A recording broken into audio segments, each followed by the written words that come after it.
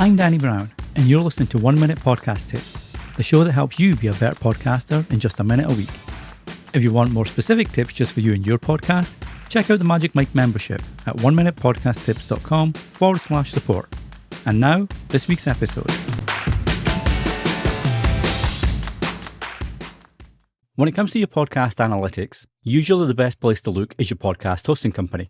This is because they pull data from all apps and platforms to give you a full overview of how your podcast is performing.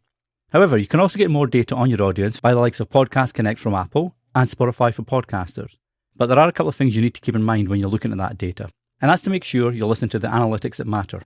So what I mean by this is on Podcast Connect, you've got a few different data points. You've got followers, listeners, engaged listeners, and plays. Now, it can be tempting to look at plays and think you're getting a lot of engagement on Apple, but that's typically not the case. A play on Apple is when someone presses play on Apple Podcasts and the play duration is greater than 0 seconds. The problem with that is I could turn off after 1 second, not listen to anything of your episode, but that will still be tracked on Apple. So it's not really an effective data point. Instead, you want to be looking at engaged listeners. Engaged listeners on Apple Podcasts is when someone's played at least 20 minutes of your episode, or 40%, whichever is longest, within a single session. So that's a more accurate data point on Apple Podcasts. Spotify for Podcasts is similar. They have a data point called starts. Now starts, much like plays on Apple Podcasts, is when your episode has been played for 0 seconds or more. Again, it's not really an effective metric. Instead, you want to be looking at streams. A stream is where your episode has been played for at least 60 seconds. Now this is more like the IAB certification. The IAB is the Interactive Advertising Bureau.